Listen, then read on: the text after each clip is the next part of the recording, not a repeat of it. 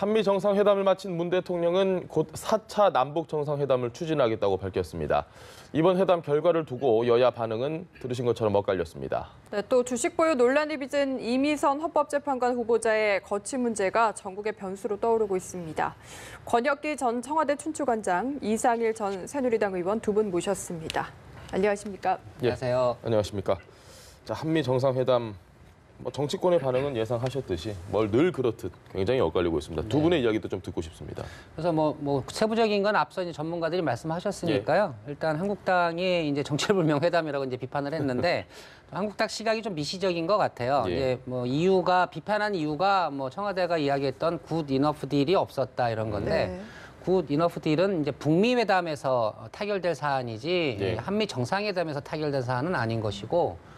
굿 이너프 딜이 될 수 있도록 하노이 정상회담 이후에 이제 냉각기에 접어든 북미 회담에 이 냉각기를 해소하는 문재인 대통령의 중재 외교의 시동이라는 의미에서 이번 한미 정상회담을 평가하는 게 올바르다고 봅니다. 이제 트럼프 대통령이 이제 제재를 유지하겠다. 그러나 이제 스몰 딜에 대한 여지를 남겼는데 제가 볼 땐 이제 비핵화 로드맵에 대한 약속을 포함한 포괄적 합의를 북한이 하고. 그렇게 된다면 이제 북한이 주장하는 상응 조치, 제재 완화가 있을 수 있다. 이런 뜻으로 좀 보는 게 올바른 해석이 아닌가 싶고요.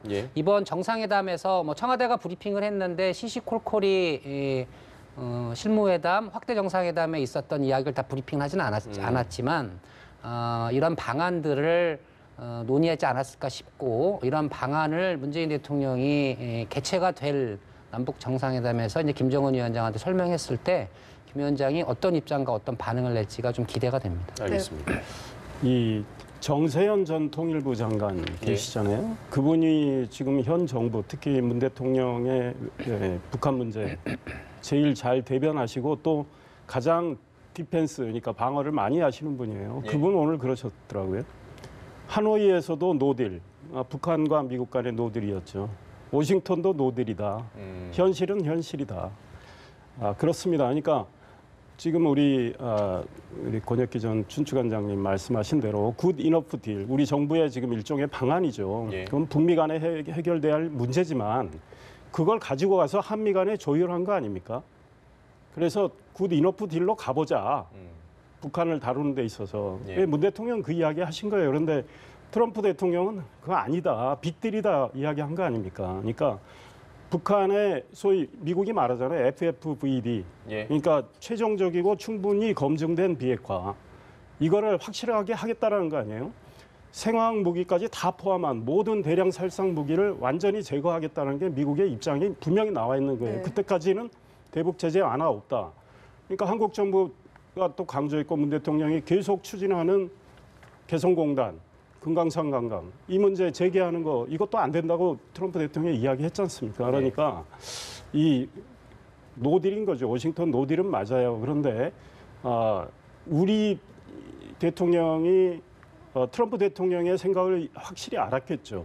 알았으니까 4차 남북 정상회담이 어떻게 열릴지 모르지만 그 입장을 북한한테 제대로 전달하고 북한이 정말로 대북 제재 완화를 원한다면 아니, 핵 문제는 북한이 자기들 스스로 만든 문제란 말이에요. 그렇기 때문에 지금 이런 협상이 이루어지고 있는 거니까 너희들이 최종적으로 확인할 수 있는 충분히 검증된 비핵화로 가자 이렇게 설득할 수밖에 없어요. 그런데 이제 북한은 이미 김정은이가 이야기하지만 전혀 그런 생각이 없습니다. 자력 경쟁하겠다는 거고 영변의 핵시설 정도만 내놓고 나머지는 다 그대로 현상 유지를 하고 가겠다는 거기 때문에 우리 정부가 생각하는 어떤 중재가 이루어질 가능성은 저는 매우 어려워요. 그래서 앞으로 상황은 계속 꼬일 것 같아요. 알겠습니다. 두 분 의견이 갈려서 더 들으면 재밌을 것 같지만 저희는 다음 이슈로 넘어가 보겠습니다.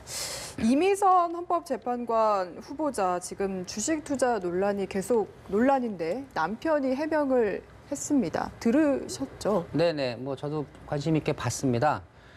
일단 뭐 남편이 해명한 이유는 이제 판사는 이제 법원에서 판사실에서 주식 거래를 할 수가 없습니다. 예. 뭐 청와대도 마찬가지입니다. 외부 메일도 못 열어보니까요. 이미선 후보자 입장에서 보면 청문회 당시에 이제 뭐 본인의 주식 거래를 이제 법원에서 할 수 없기 때문에 이제 법적인 문제. 만약에 본인이 했다 그러면 이제 공직기강의 문제로 더 커지는 거거든요. 예. 그래서 남편이 했다라고 해명을 했는데 이제 그게 남편 탓으로 돌린다는 이제 질타가 쏟아졌죠. 예. 뭐 그런 질타를 본 배우자의 입장에서 본인이 이제 부인의 이제 헌법재판관 임용으로 가는데 큰 이제 걸림돌이 되는 뭐 그런 안타까움. 뭐 이제 일단은 1차적으로는 뭐 그런 책임감 속에서 이제 적극적인 해명에 나선 것 같고요. 예.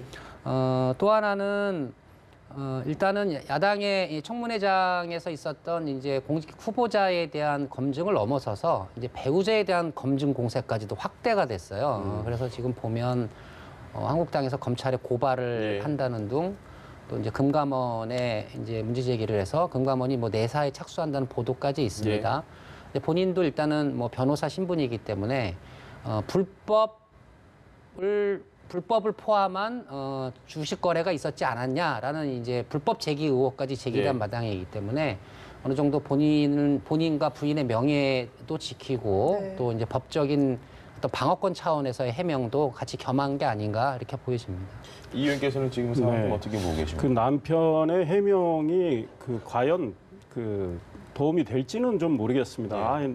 내 1년 재산이 5억 한 3,500만 원쯤 되는데 예. 뭐 그거 가지고 한 거고 좀 뭐 손해도 한 5억쯤 봤다 그러는데 예. 우리 서민들이나 중산층의 좀 정서하고는 다르잖아요. 그런데 자기는 개미라고 그러거든요. 예. 그런데 그런 개미라고 누가 생각할지는 모르겠고요. 부인인 이미선 후보자가 그런 이야기 했죠. 청문회장에서 뭐 남편이 했는데 예. 뭐 사실은 자기 이름으로 하는 건 알았다고 이야기했어요. 그런데 자기는 판사 아닙니까? 예. 남편이 한다면 아니 당신 이름으로 해라. 나는 판사하고 주식거래 정말 관심 없으니 내 이름으로 하지 말라고 했어야죠. 게다가 대략 남편하고 그 정도 이야기하는 사이라면 뭐 어느 종목 주로 많이 샀잖아요. 뭐 큰 돈 들여 샀지 않습니까? 그러니까 소위 뭐 한 건설회사의 주식은 거의 얼마죠? 한 13억 원어치 갖고 있고 네. 나중에 17억 원어치까지도 늘어났는데 그 부인 이름으로 6억 5천만 원어치 갖고 있단 말이에요. 이미선 후보자가. 그러면 내가 어떤 종목에 이걸 샀다 이랬을 거 아닙니까? 그런데 그 관련 주식을 갖고 있으면서 관련 회사 재판을 또 맡아요. 네. 예. 그러면 자기가 재판을 맡게 되면 어떤 특정 회사의 재판을 맡게 되면 내가 갖고 내 명의로 돼 있는 주식이 뭐지 하고 살펴봐서 이건 재판 맡으면 안 되겠다 이렇게 해야 도의적으로 맞는 거 아니겠습니까? 그런데 그런 걸 제대로 설명하지도 않은 채 지금 남편한테 다 미루고 지금 한국당에서 문제 제기하는 거는 분명히 제대로 확인해 봐야 되는데 예. 남편이 나와서 설명은 안 했습니다. 주식을 하다 보면 벌 때도 있고 이럴 때도 있다. 이 정도로만 예. 설명하고 넘어갔는데 그 소위 OCI 계열의 특정 주식 예. 그게 공시 전에 사가지고 그 공시에 하니까 주가가 확 올랐을 거 아닙니까? 예. 네. 그때 또 팔고 나서 또 거래 정지가 나중에 된 다음에 확 떨어질 때 또 사고 말이죠. 예. 이러니 내부 정보 이용했을 가능성이 크다고 지적하는 거 아니겠어요? 근데 그에 대해서 남편은 설명을 안 했습니다. 그래서 이 문제도 확인을 해야 되는데 무엇보다 지금 이미선 후보자가 이 뭐 불법성을 확인은 해야 되지만 판사로서 제가 보기에는 소위 말해서 이해충돌 금지 원칙에 어긋나는 측면이 있고요. 본인이 그걸 몰랐다고 말하는 게 설득이 없어요. 설득력이 떨어지고 예. 그다음 동성애 문제나 낙태 문제와 관련해서도 예. 질문이 나왔을 때 이게 제일 중요한 문제입니다. 헌법재판관으로서 이런 문제들이 계속 위헌 심사를 하게 된다면 이거는 우리 사회의 중요한 현안과 관련된 건데 자기는 뭐 깊이 생각 안 해봤다. 예. 그러니까 사실은 재판관으로서 자질의 문제도 있는 거예요. 그러니까 야당이 저분이 지방대 출신이고 40대고 여성이고 그거 예. 빼고는 지금 자격 없다고 하는 거 아니겠습니까? 그리고 여당 내에서도 이거 이대로 갈 수 없지 않느냐라는 기류가 나오고 있고 예. 정의당 데스노트 맨날 내고 있는데 정의당은 이미 안 된다고 이야기했고 경실련든 시민단체에서도 지금 안 된다고 이야기하고 있으니까 자진 사퇴하는 게 맞겠다 이 생각입니다. 남편의 해명이 사실이든 아니든 아니면 이미선 후보자의 뭐 해명이 어디까지가 진짜인지 아닌지는 네. 저희가 모르겠지만 이제 여당이나 청와대 입장에서는 결정을 뭔가 해야 됩니다. 이제 부담스러울 것 같습니다. 이대로 계속 그냥 밀어붙이기는 그렇다고 또 지금 또 처리하자니 좀 애매하고 어떤 상황이 돼야 될까요? 근데 이제 뭐 여당하고 청와대도 이제 고심하고 있다는 기사가 나오고 있고요. 예. 일단 그 이 후보자를 이제 지명한 배경 이제 그 교수님께서 잠시 언급은 했지만 이제 우리나라 대법관과 헌법재판관의 구성을 보면 예. 대체로 이제 50대 이상의 남성 서울대 출신이 예. 이제 주류죠. 그러다 보니까 이제 어제 이제 낙태 판결처럼 시대 정신, 사회의 변화상을 반영할 헌법재판관의 다양한 구성원 추구. 이것도 뭐 정부 입장에서 보면 당연히 추구해야 될 예. 인사 원칙입니다. 그런 측면에서 일단 이 후보자를 추천했다고 보여지고요. 이제 정부와 청와대 입장에서 다주택자는 장관이 될 수가 없다. 예. 주식을 많이 갖고 있는 남편을 둔 여성은 절대로 헌법재판관이 될 수가 없다. 이런 기본 원칙을 제시할 수는 없습니다. 이건 유연적 요소도 있고 정부 입장에서 보면 검증할 때에 그 주식을 거래할 때 불법적 요소가 있었는가. 그리고 이제 과거에 사례가 됐던 재판관 후보자처럼 이유정 후보자. 막대한 시세 차익을 본 적이 예. 있는가, 큰 모럴 해저드성이 있는가, 이 부분에 대한 이제 검증을 해야 되는 것이거든요. 근데 청문회 과정을 지켜봤지만 판사 부부가 과도하게 주식을 많이 투자했다라는 지적은 있어도 예. 말씀드린 것처럼 불법의 문제 그리고 큰 모럴 해저드성, 투기성 주식 투자 패턴은 안 보입니다. 예. 이런 부분들이 이제 정부 입장에서 보면 이제 검증의 기준 잣대하고 이제 맞지 않는 거죠. 국민의 눈높이하고 이제 충돌하는 부분인데 네. 실정법은 준수한 후보이지만 국민정서법을 위반했다는 지적을 받는 후보에 대한 처리 문제 굉장히 곤혹스러울 것 같아요. 네. 그래서 이제 어쨌든 간에 좀 대통령께서 이제 귀국 비행기를 탔고 이제 귀국하고 나면 이제 민주당의 보고 그리고 이제 법사위 청문 과정에 대한 보고 등을 받고 이제 판단을 하실 텐데 어떻게 판단하실지는 제가 뭐 예단할 수는 없을 것 같습니다. 그러나 이제 뭐 여론 등을 제일 중요한 건 청문회를 지켜본 국민 여론이기 때문에 여론을 중시해서 결정을 하지 않을까. 실제로 여당 내에서는 좀 고민하고 있다 정도로 저희가 이해를 하면 되겠습니다. 여당도 이제 입장이 보면 이제 법사위원을 중심으로는 이제 제가 설명드린 것처럼 또 불법적 요소가 없기 때문에 부적격으로 볼 수만은 없다 이런 거고.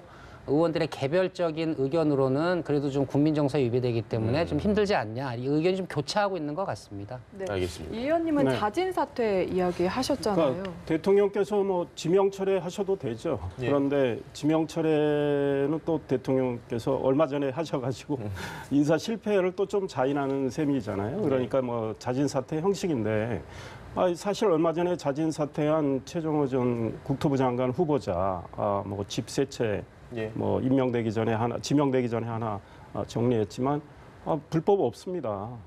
거기에 불법이 없죠. 그런데 국민이 보기에 우리 대한민국의 주택 정책을 관장하는 장관 후보자로서 이게 좀 이해가 안 된다 이런 예. 것들이 많이 있었던 거 아닙니까? 그런데 지금 이미선 후보자의 경우도 남편이 판사를 하실 때도 그 주식 거래를 했어요. 예. 그리고 그 어떤 특정 회사 주식을 갖고 있는데 그 관련 그 회사 또 재판도 맡았단 말이죠. 예. 그리고 지금 이미선 후보자도 비슷한 형식으로 지금 자기가 알았든 몰랐든 그 주식을 갖고 있는데 그 회사 재판을 했단 말이죠. 그러면 사실은 이 모럴 해저드에 걸린 겁니다. 그리고 판사로서 제가 보기에는 적절하지 못해요. 그런 거에 대한 책임감을 져야 되겠죠. 게다가 지금 여당 내에서도 비판이 나오고 예. 시민단체, 뭐 정의당에서도 안 된다고 한다면 대통령한테 부담을 더 드리지 말고 이미선 후보자가 사퇴하는 게 옳겠다. 그런데 아마 여권에서는 청와대에서는 또 이런 고민을 할 거예요. 또 사퇴를 한다. 그러면 청와대 특히 대통령께서 애지중지하시는 조국 민정수석, 조현옥 인사수석 또 경질론이 계속 나올 겁니다. 그렇죠. 예. 그러니 지금 사실은 굉장히 고민하고 있는데 이제쯤은 조국 수석, 조현옥 수석도 인사 실패가 벌써 얼마나 많이 일어났습니까? 예. 이제 본인도 책임 윤리를 가져야 돼요. 책임 윤리. 대통령 께서 아무리 말씀을 못 하신다 하더라도 본인들이 이제는 책임을 지겠습니다. 물러나겠습니다. 그리고 이런 걸 교훈 삼아서 청와대가 다시 한번 인사검증 철저히 하고 좋은 인재 찾고. 근데 왜 실패가 나오느냐? 제 짐작이지만 예.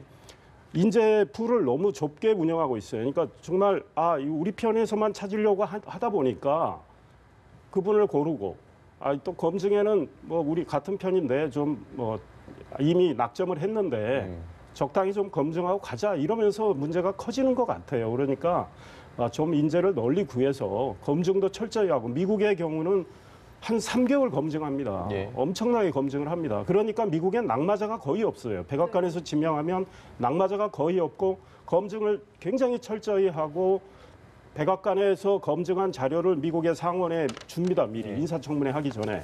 그러니까 자료 가지고 또 시비가 생기진 않아요. 우리하고 달리. 그러니까 저 인사청문회가 정책 검증으로 가는 거예요. 정책과 비전 검증으로. 그러니까 우리 청와대도 좀 그런 식으로 예. 좋은 제도는 그럼 배우면 될 거 아닙니까? 좀 그렇게 운영했으면 좋겠다 알겠습니다. 이런 생각입니다. 공관장께서도 네. 조국, 조윤옥 이 두 수석에 대해서 뭔가 이제 좀 책임을 져야 된다라는 의견에 동의하십니까? 참 여당 패널이 어렵더라고요. 예. 청와대 출신은 2배로 더 어렵습니다. 만약에 대통령이 조국 수석을 경질하면 예. 지금 청문제도가 개선이 저절로 되는가? 지금 정치 공방성으로 흐르는 청문회 문제도 청문회 문화 문제도 조금 있는 거거든요. 예. 이게 다 말끔히 해소되는가? 저는 그렇지는 않을 거라고 봅니다. 결국은 이제 교수님이 말씀하셨던 청문회 제도 개선이 필요한데 청문회 제도 개선은 뭐 이제 법 개정도 같이 이제 수반이 돼야 됩니다. 예. 정부 여당은 결국 반성은 이제 제도 개선으로 해야 저는 유의미하다고 봐요. 왜냐하면 노무현 대통령 때 만든 청문회 제도인데 이명박, 박근혜 대통령 때 개선은 없었습니다. 예. 그리고 이제 문재인 정부 들어서서 청문회 제도 개선 요구가 빗발치고 있는 거거든요. 저는 뭐 개혁 정권의 숙명이라고 봐요. 네. 과거 정부 때 안 했다고 해서 남 탓하는 건 옳지 않다고 예. 보고 필요하면 우리 때는 해야 된다. 필요하면 뭐 대통령 인사권의 일부 제한을 두더라도 뭐 개헌 등을 통해서 전에도 한번 말씀드린 것처럼 뭐 지금 교수님이 얘기하신 FBI식 철저한 예. 검증 수사 단계까지 가는 방식 그리고 필요하면 의회에서의 인준제도 도입 등을 하면 여야가 국회가 공동으로 책임을 지는 거기 때문에 청문 제도도 많이 개선이 될 것이고 문화도 많이 바뀔 거라고 봅니다. 그런 식으로 일단 정부가 제도 개선안에 집중하는 게 옳다라고 보고요. 조국 수석 경질을 주장하는 한국당의 정치적 배경에는 예. 인사검증 부실론이라는 약혼 고리를 매개로 공수처 개혁 등 사법개혁 저지에도 사실 한 자락에 깔려 있는 거예요. 예. 그래서 대통령과 청와대 입장에서 보면 종합적인 정치 판단을 해야 할 문제이기 때문에 이번 이미선 헌법재판관 후보자의 검증 부실론으로 조수석의 거취를 어떻게 결정할지 이것도 조금 두고 봐야 될 것 같습니다. 제가 말씀드리는 건 청문회 개선이 아니고 지금 청와대가 할 수 있는 겁니다. 그러니까 견제할 수 있는. 훌륭한 인재를 널리 구해서 코드 이념 따지지 않고 제대로 구하고 검증을 철저히 해서 좋은 후보자 내놓으면요. 예. 야당이 뭐 반발할 이유가 없잖아요. 그래도 반발은 그러니까 검증은 예. 철저히 야당이 다 반발하는 건 아니잖아요. 검증을 철저히 해서 훌륭한 인재를 내놓을 때 지금 청문 제도를 그대로 운영한다 해도 문제가 없어요. 네. 다만 청문 제도는 개선이 돼야 되는 것이 지금 여당이 천년만년 여당하라는 법 없습니다. 예. 야당이 여당할 때도 생각하면 지금 청문 제도 개선할 때입니다. 왜냐하면 더 엄격하게 해야 돼요. 그러니까 미국은 차관법급 이상은 다 국회 상원에서 임명 동의안을 표결합니다. 상원을 인준을 거부하면 합니다. 안 되는 거죠. 네. 예. 그렇습니다. 그러니까 우리도 다 할 수는 없어요. 지금 63개 고위공직에 대해서 청문을 하고 있는데 내각에 해당하는 장관들, 그다음에 4대 권력기관장 있잖아요. 국정원장, 검찰총장, 경찰총장, 국세청장. 이런 후보자쯤에는 국회에서 임명동의안 표결해야 돼요. 그다음에 네. 장관급 다른 임명동의안 표결 안 되고 장관급 후보자들 있잖아요. 예.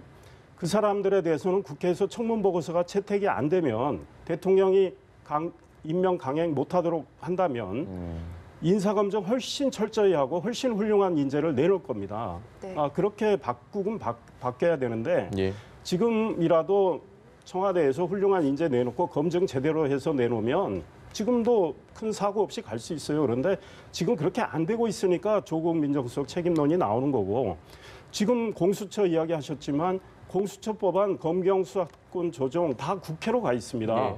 조국 수석이 지금 사라진다고 해서 그게 국회에서 해결할 문제인데 무슨 지장이 있습니까? 그러니까 제가 보기에는 이제 책임 윤리가 중요해요. 청와대에서 책임지는 모습을 안 보이니까 대통령한테 화살이 계속 가는 겁니다. 그러니까 두 수석, 문재인 수석은 책임 윤리 차원에서 스스로 알겠습니다. 나가든지 경질해야 대통령이 부담이 덜어진다. 이게 제 생각입니다. 알겠습니다. 네, 이제 관장께서 조금 더 편하게 대답하실 수 있을 질문을 드리겠습니다. 바른미래당 손학규 대표의 고민이 참 깊을 것 같습니다. 주말까지 거치 결정하라 이렇게 압박받고 있고 본인은 어림없다. 어떻게 결론이 날까요? 지금 뭐 제3지대론 바른미래당의 그 진로 문제가 뭐 단순한 1차 함수가 아니라 아주 고차방정식으로 전개가 되고 있어서 예. 사실 저희 같은 정치평론가들도 굉장히 좀 머리가 복잡하게 분석을 하고 있습니다. 일단 손학규 대표 거취 문제는 당대표 거취 문제는 이제 당대표 본인의 고유 권한이죠. 예. 본인 의사가 제일 중요합니다.